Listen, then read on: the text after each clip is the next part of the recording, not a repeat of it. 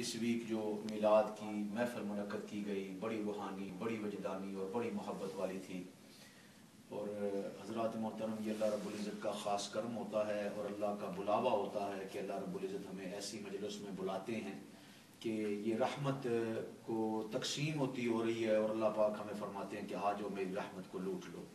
تو جن کے نصیبوں میں ہوتا ہے اللہ رب العزت ان کو آگاہی فرما دیتے ہیں، ان کے دل میں وہ چیز ڈال دیتے ہیں، وہ شوق اور محبت، تو پھر گھروں کو چھوڑ کر اللہ کی یاد کے لیے، اس کے محبوب کی یاد کے لیے اللہ کے گھروں کو آباد فرماتے ہیں۔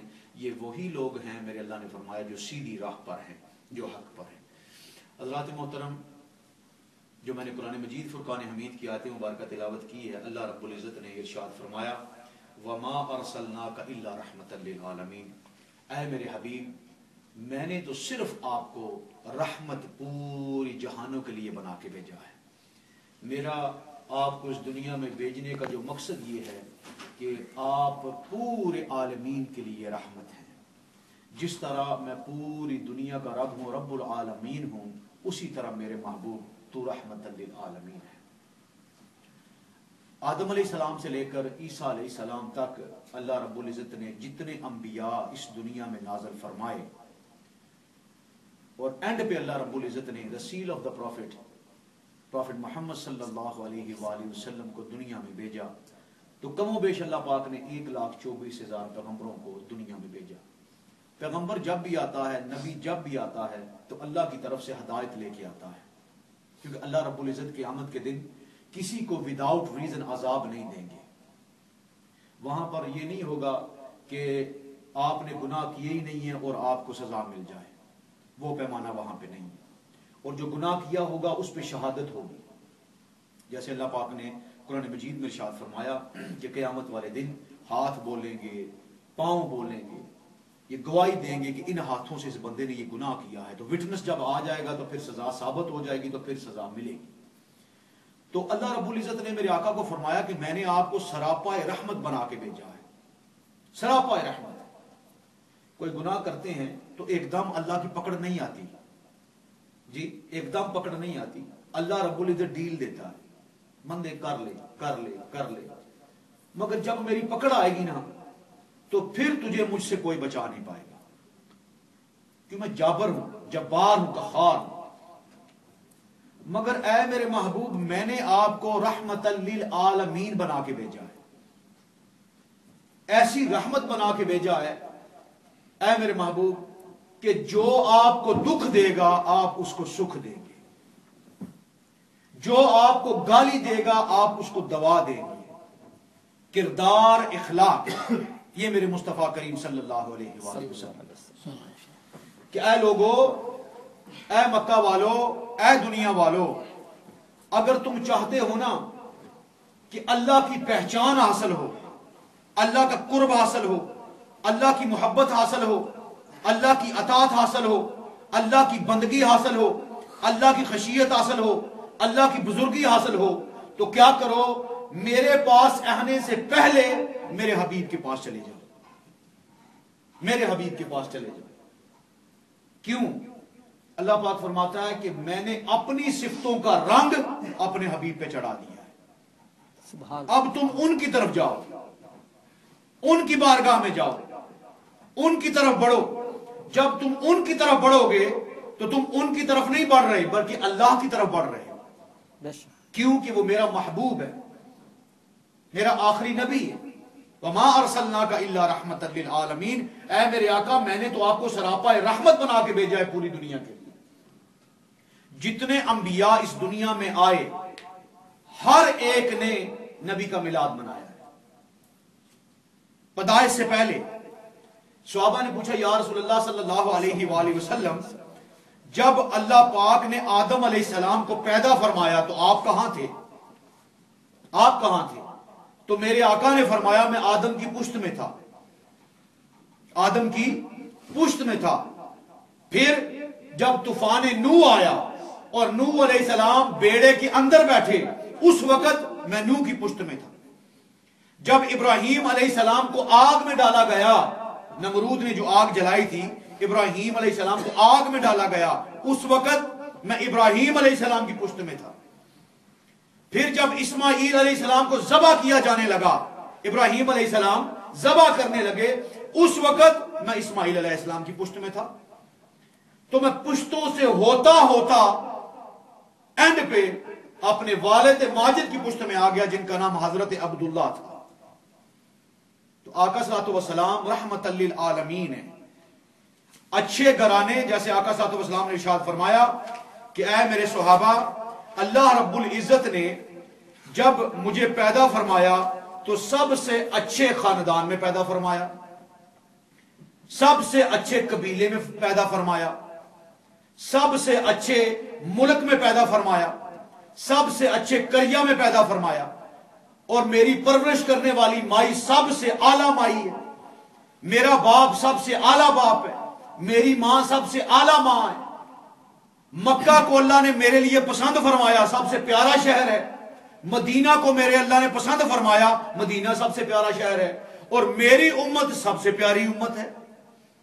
تو یہ صدقہ مصطفیٰ صلی اللہ علیہ وآلہ وسلم ہے، جس طرف بھی میرے آقا جاتے ہیں وہ چیز سمجھ جاتی ہے۔ آج میں اکثر کہا کرتا ہوں نا، اس امت پہ اللہ رب العزت کا خاص فضل و کرم ہے کہ ہم نبی اکرم صلی اللہ علیہ وآلہ وسلم کی امت میں سے۔ تو اللہ رب العزت نے جب آدم علیہ السلام کو پیدا فرمایا تو میں نے کہا کہ ہر نبی نے آقا کا میلاد منایا ہے، ہر نبی۔ اللہ پاک نے جب انبیاء کو پیدا فرمایا، ان کی روحوں کو، تو اللہ پاک نے ہر نبی سے وعدہ لیا۔ کیا وعدہ تھا؟ کہ اے انبیاء، اے رسل، جب تم میں محمد عربی آ جائیں تو اپنی نبوت سے دستبردار ہو جانا اور آمنہ کے لال کی نبوت کو تسلیم کر لینا۔ جی، یہ پہلے عہد لیا جا رہا ہے، پرومس لیا جا رہا ہے انبیاء سے کہ اگر وہ آ گئے تو اپنی نبوت سے ہٹ جانا، تو میرے محبوب کی نبوت کو تسلیم کر لینا۔ اب جب آدم علیہ السلام کو پیدا کیا گیا تو انہوں نے غلطی کی، جو گندم کھائی، تو اللہ پاک نے جنت سے نکال دیا۔ حضرت آدم علیہ السلام روئے۔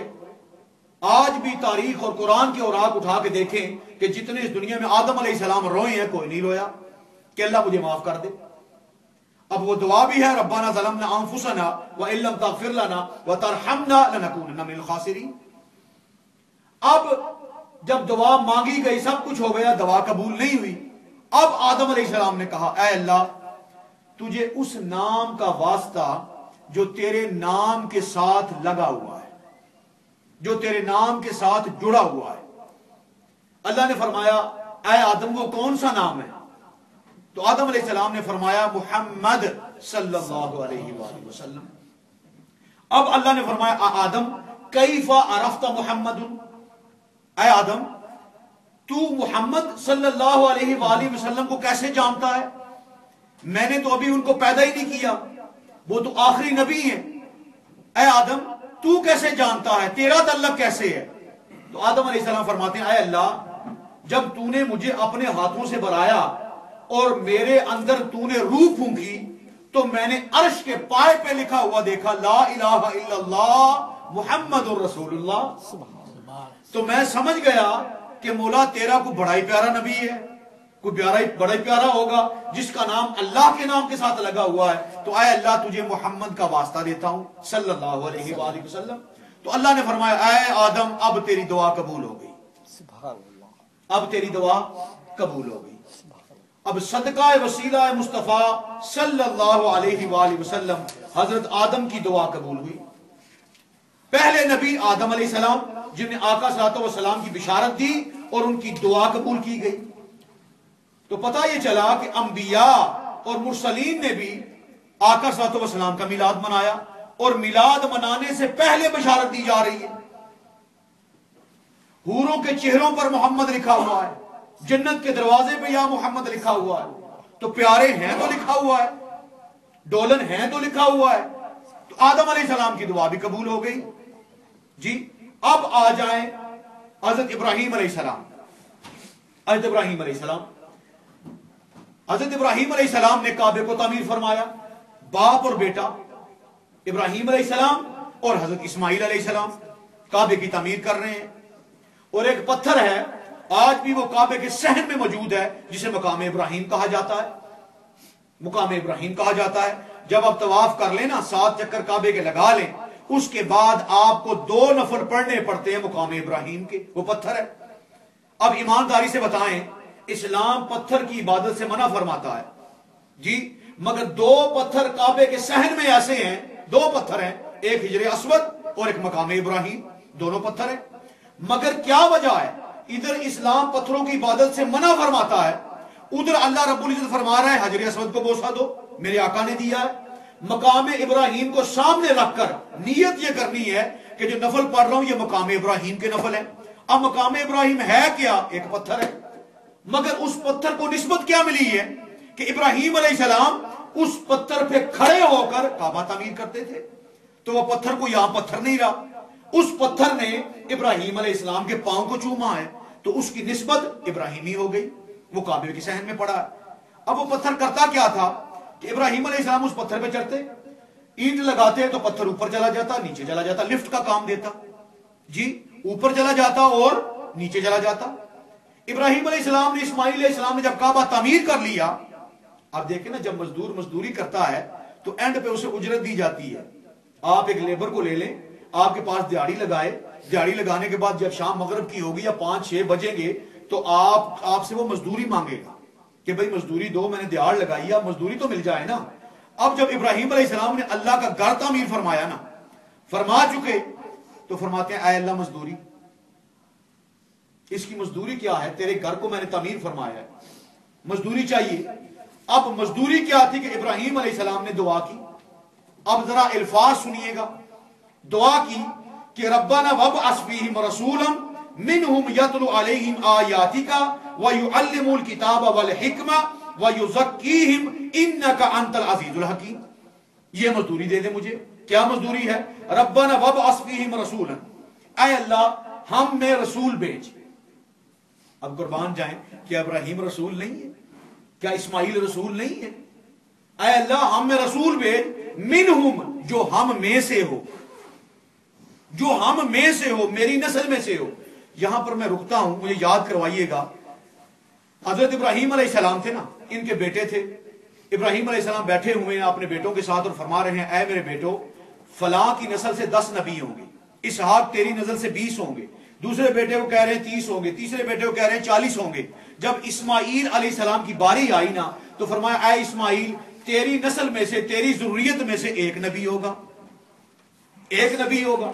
اب جس بیٹے کی نسل سے 30 نبی ہیں وہ چہرے پہ تبسم ہے، جس بیٹے کی نسل سے 20 نبی انبیاء ہیں اس کے چہرے پہ تبسم ہے، جس کی نسل سے 10 انبیاء ہیں اس کے چہرے پہ تبسم ہے۔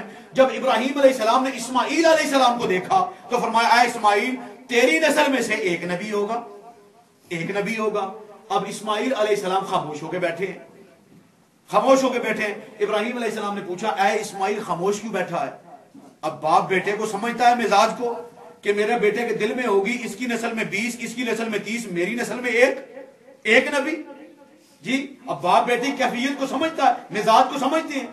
تو ابراہیم علیہ السلام نے پوچھا اے بیٹے تو کیوں مایوس بیٹھا ہے؟ فرمایا اے بابا جان میری نسل میں سے ایک، باقیوں کی نسل میں سے 20، 30، 40۔ اب قربان جائے ابراہیم علیہ السلام کے الفاظ سنیے گا۔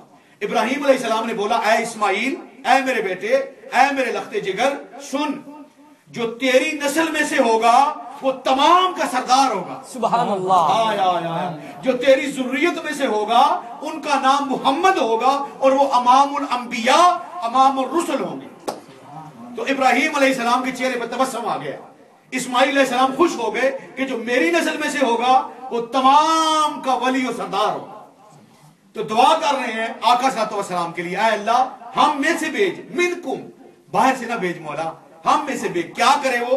یتلو علیہم آیاتی کا، جو تیری آیتیں ہمیں پڑھ کے سنائے، جو تیری نشانیاں ہمیں دکھائے، جو تیرا پیارا ہو وہ بھیج۔ وَيُعَلِّمُهُمُ الْكِتَابَ وَالْحِكْمَةَ، جو ہمیں کتاب کی تعلیم دے اور حکمت کی تعلیم دے۔ دعا دیکھیں، دعا ابراہیمی۔ وَيُزَكِّيهِمْ، اور ہمیں پاک کرے۔ کیا ابراہیم علیہ السلام پاک نہیں تھے؟ جی پاک نہیں تھے؟ اسماعیل علیہ السلام پاک نہیں تھے؟ مگر دعا آقا کے لیے مانگی جا رہی ہے، کتاب کی تعلیم دے، حکمت کی تعلیم دے اور ہمیں پاک کرے، اور ہمیں پاک کرے۔ انک انت العزیز الحکیم، اور اے اللہ تو بڑا ہی زبردست گناہوں سے پاک کرنے والا ہے۔ اب یہ دعا ابراہیم علیہ السلام کی زبان سے ہے. اللہ پاک نے قرآن مجید میں ارشاد فرمایا وَاذْكُرْ فِي الْكِتَابِ ابراہیم، میرے ابراہیم کا ذکر کرو، بڑا سچا نبی تھا میرا، اور اللہ کے خلیل ہیں، یہ اللہ کے خلیل ہیں. اللہ نے خود لقب دیا ہے کہ ابراہیم میرا خلیل ہے، میرا یار ہے. اب یہ دعائے ابراہیمی مانگی جا رہی ہے، اور کہاں مانگی جا رہی ہے؟ کعبے کے صحن میں، مطاف میں، کعبہ بھی سامنے. ہاتھ اٹھیں، کیا اللہ مزدوری کا ٹائم ہے؟ اب مزدوری دے دے. باپ بیٹے کی مزدوری مل رہی ہے. اب کیا ہوا؟ جس پتھر پہ کھڑے تھے نا، جسے مقام ابراہیم کہا جاتا ہے، وہاں پر ابراہیم علیہ السلام نے اپنے دونوں دست مبارک اللہ کی بارگاہ میں دراز کر دیے. اب خلیل کے ہاتھ ہیں، خلیل کی زبان ہے، ساتھ بیٹا ذبیح ہے. اللہ نے فرمایا اے ابراہیم تیری دعا قبول ہو گئی. ہاں تیری دعا قبول ہو گئی. جو ہی ابراہیم علیہ السلام کی زبان سے نکلا نا محمد صلی اللہ علیہ وآلہ وسلم، تو وہ پتھر جس پہ کھڑے تھے نا، اس پتھر نے ابراہیم علیہ السلام کے قدموں کو چوم لیا. ابراہیم علیہ السلام کے قدموں کے نشان پڑ گئے اس پتھر پہ. آج وہ پتھر مطاف کے اندر پڑا ہے، اور جب حاجی طواف کرتے ہیں وہ سامنے آتا ہے. ہر طواف پہ یہ نصیحت ملتی ہے کہ اے لوگو، جب کہو نا لبیک اللہم لبیک، تو مقام ابراہیم پہ بھی نظر ڈالنا. جب طواف کر چکو، 7 چکر لگا چکو، تو پھر 2 نفل مقام ابراہیم کے پڑھنے ہیں. کیوں؟ کہ اس پتھر پر محمد عربی صلی اللہ علیہ وآلہ وسلم کے لیے دعا مانگی گئی. اگر ابراہیم علیہ السلام آقا کے لیے دعا مانگیں تو وہ پتھر جس پہ کھڑے ہوں وہ پتھر عام نہیں رہتا. یہ ابراہیمی دعا ہے. اور اگر آمنہ کے لال کے ہاتھ امت کے لیے اٹھ جائیں تو خدا گواہ ہے وہ امت دوزخ میں کبھی نہیں جل سکتی. یہ نسبت مصطفیٰ صلی اللہ علیہ وآلہ وسلم. میلاد سے پہلے میلاد کی تیاری کی جا رہی ہے. آدم علیہ السلام کی توبہ قبول ہوئی، وسیلہ محمد صلی اللہ علیہ وآلہ وسلم. ابراہیم علیہ السلام نے مزدوری مانگی کہ اللہ ہم میں سے بھیج، اللہ نے فرمایا بھیج دیا. اب انتظار کرو، دعا قبول ہو، دعا قبول ہو. اب میرے آقا کا میلاد آدم علیہ السلام نے منایا، ابراہیم علیہ السلام نے پہلے تیاری کر رکھی ہے. پہلے بولیے تیاری کر رکھی ہے. اب قربان جائیں، حجر اسود یہ جنت کا پتھر ہے، جنت سے آیا ہے، اور میرے مصطفیٰ کے دست سے کعبے کے دیوار میں لگایا گیا ہے. جی میرے آقا اس کا استلام فرماتے تھے، چومتے تھے، کیونکہ یہ سفید تھا. اور یہ میرے آقا نے فرمایا کہ جو بھی میرا امتی اس کو بوسہ دے گا نا، اس کے گناہ یہ سک کر لے گا، کھینچ لے گا. اب اس کا نام حجر اسود پڑ گیا ہے. کالا پتھر ہے، یہ نور تھا، وائٹ تھا، سفید تھا. آج بھی جو اس کا اندر والا حصہ ہے نا، دیوار میں لگا ہوا ہے، وہ آج بھی وائٹ ہے. مگر باہر والا حصہ استلام کر کر کے حضور کی امت کے گناہ کو سک کر رہا ہے، کھینچ رہا ہے. اور قربان جائیں قیامت کا دن ہوگا. میرے آقا صلی اللہ علیہ وسلم نے ارشاد فرمایا، شفاعت آپ کو بتاتا ہوں شفاعت کیا ہے. اللہ پاک فرماتا ہے، میرے آقا نے فرمایا، بخاری کی حدیث ہے اور حدیث قدسی بھی ہے، کہ قیامت کے دن اللہ پاک قرآن کو 2 آنکھیں اور 1 زبان دے گا، اور حجر اسود کو 2 آنکھیں اور زبان ملیں گی. اللہ کی بارگاہ میں دائیں اور بائیں کھڑے ہو جائیں گے. جب بندہ حافظ قرآن آئے گا نا اللہ کی بارگاہ میں، یا قرآن پڑھنے والا یا قرآن سے محبت کرنے والا، تو قرآن کہے گا اے اللہ اس کو بخش دے، یہ ہر روز میری زیارت کرتا رہا ہے، اس کو بخش دے. اللہ پاک فرماتا ہے اے میرا کلام مجھے تیرا حیا کرتا ہوں، جا اس کو بخشا. اس طرف حجر اسود ہوگا، اے اللہ جو شخص تیرے سامنے آیا ہے نا، اس نے مجھے بوسہ دیا ہے، اس نے مجھے بوسہ دیا ہے، اے اللہ اس کو بھی بخش دے. شفاعت قرآن بھی کرے گا اور حجر اسود بھی کرے گا، حجر اسود بھی شفاعت کرے گا. قربان جائیں، اب ذرا غور کریں کہ ان کی شفاعت کس کے صدقے ہے. ہائے ہائے ہائے، محمد رسول اللہ صلی اللہ علیہ وسلم. اب حافظ قرآن ہو نا، حدیث میں آتا ہے قیامت کا دن ہوگا، حافظ قرآن اللہ کی بارگاہ میں حاضر ہوگا اور اس کے سر پہ نور کا تاج ہوگا. سبحان اللہ. حافظ قرآن کے سر پہ نور کا تاج ہوگا. عالم دین ہے نا، جو میرے آقا نے فرمایا جو میری باتیں کرتا ہے، قرآن کی باتیں کرتا ہے، 7 پشتوں تک وہ بخشوا لے گا جتنے بھی ہیں. ایمانداری سے بتائیں کہ حافظ قرآن ہو اور اس کے باپ کے سر پہ بھی تاج ہو اور اس کے سر پہ بھی تاج ہو، اور جس پہ قرآن نازل ہوا ہے ان کا کیا عالم ہوگا، ان کا کیا عالم ہوگا. میں نے کہا تھا نا قیامت کے اوپر ایک قیامت ہوگی. تو میرے آقا کا میلاد جو ہے یہ تمام انبیاء نے منائے، نشانی دے دی گئی۔ اب آ جائیں سلیمان علیہ السلام، اللہ کے نبی ہوئی ہیں، جنات پہ حکومت کی ہے، جنات تخت پہ جا رہے تھے اور آپ کی امت کے علماء، تخت ہوا میں اڑ رہا ہے، آپ کی امت کے علماء آپ کے ساتھ بیٹھے ہیں، تخت پہ جا رہے ہیں، باتیں کی جا رہی ہیں۔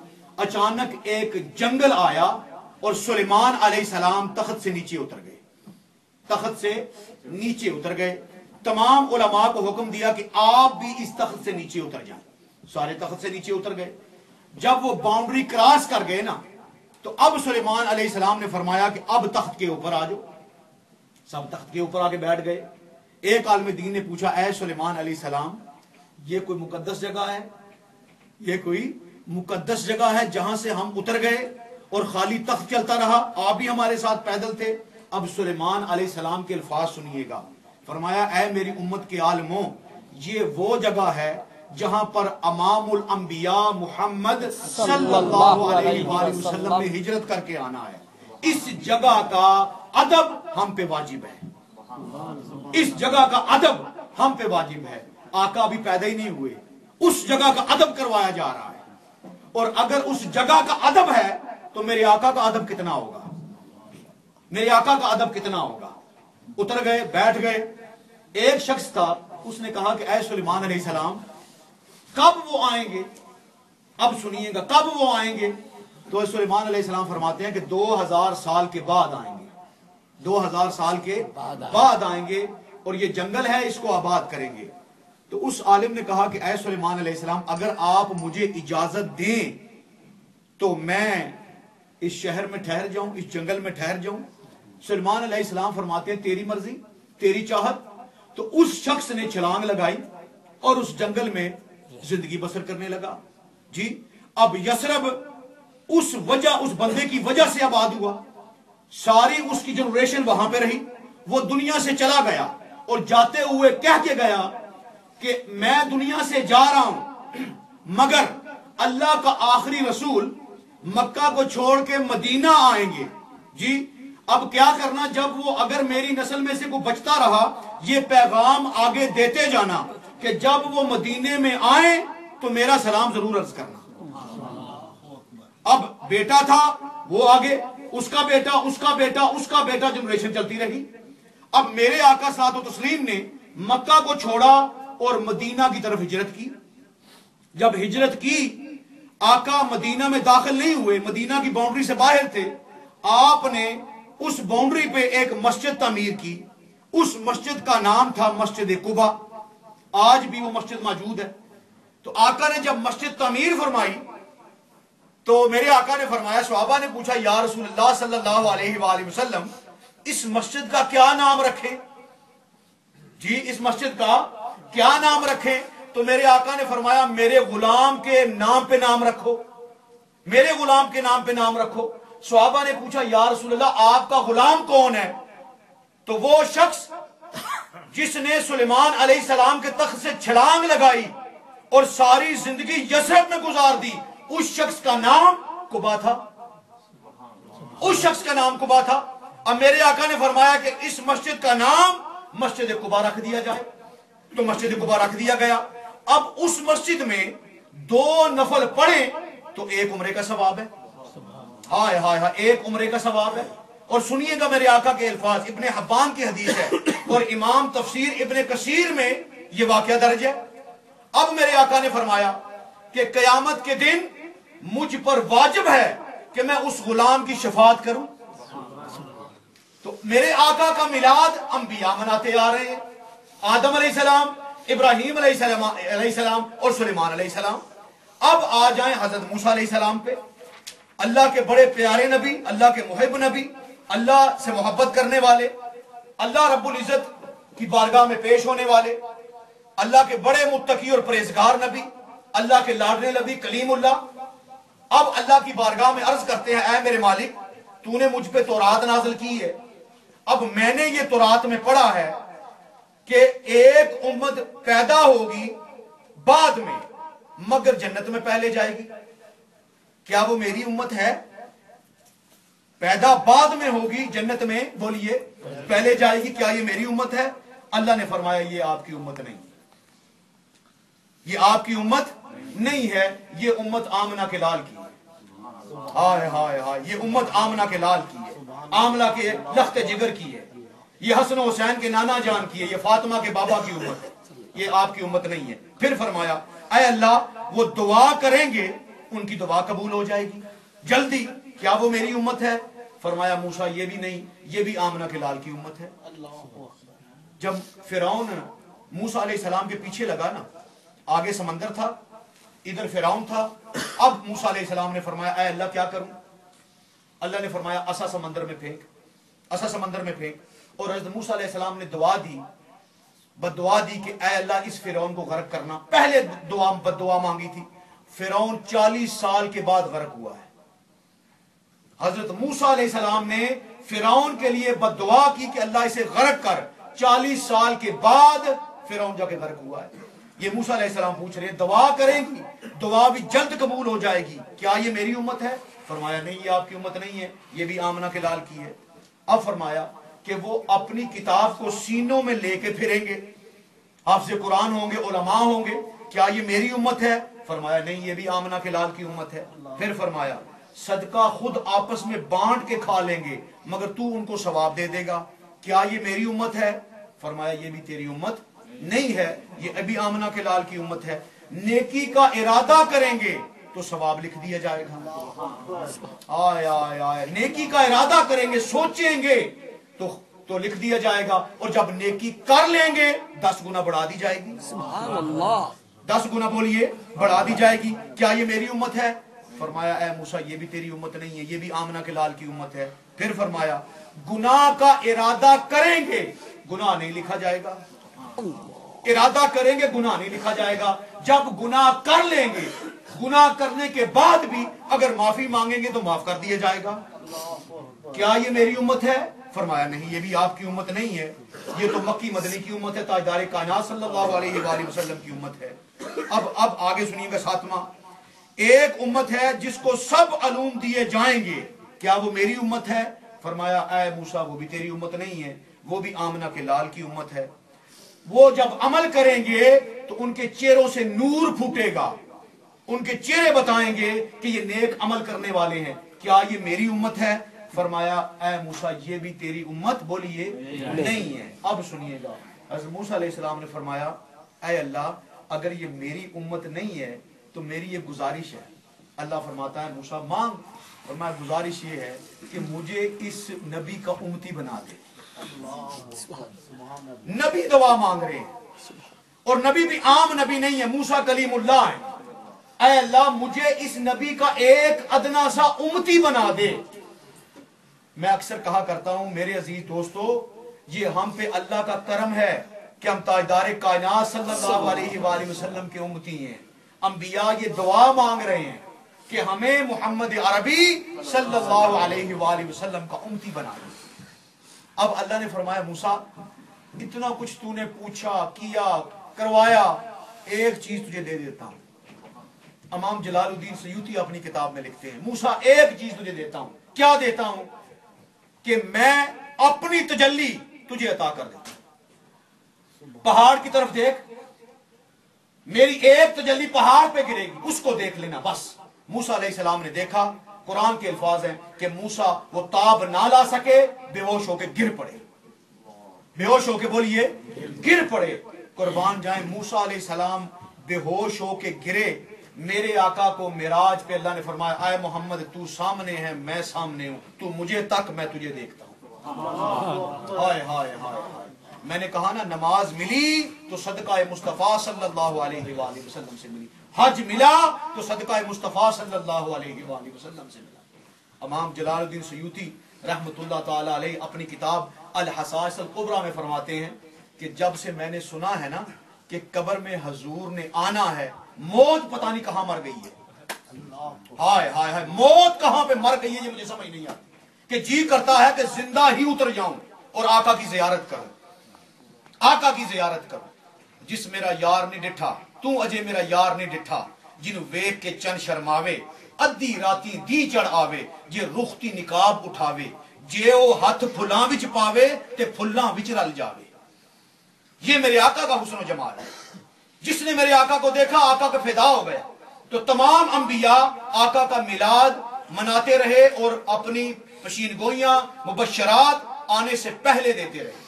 عیسیٰ علیہ السلام آپ اپنے احواریوں سے بیٹھے ہوئے ہیں اور فرمایا اے لوگوں سنو، میرے بعد ایک ایسا نبی آنے والا ہے کہ جو بہت ہی خوبصورت ہوگا، جس کی اعلیٰ اوصاف ہوں گے. جب چلے گا تو اللہ اس کی قسمیں قرآن میں کھائے گا. تو لوگوں نے کہا اے عیسیٰ کیا آپ نے دوبارہ آنا ہے؟ کیا وہ آپ سے زیادہ خوبصورت ہوں گے؟ کیا وہ آپ سے اعلیٰ اوصاف والے ہوں گے، اعلیٰ اعمال والے ہوں گے؟ تو عیسیٰ علیہ السلام نے فرمایا تم اوصاف کی بات کرتے ہو، اللہ کی عزت کی قسم اگر عیسیٰ ابن مریم کو ان کے جوتوں کے تسمے باندھنے نصیب ہو گئے تو یہ بھی بڑے مقدر کی بات ہوگی. میرے آقا کے جوتوں کے تسمے باندھنے اگر عیسیٰ کو نصیب ہو گئے تو یہ بھی بڑے مقدر کی بات ہوگی. اب قربان جائیں، حسان بن ثابت میرے نبی اکرم صلی اللہ علیہ وآلہ وسلم کے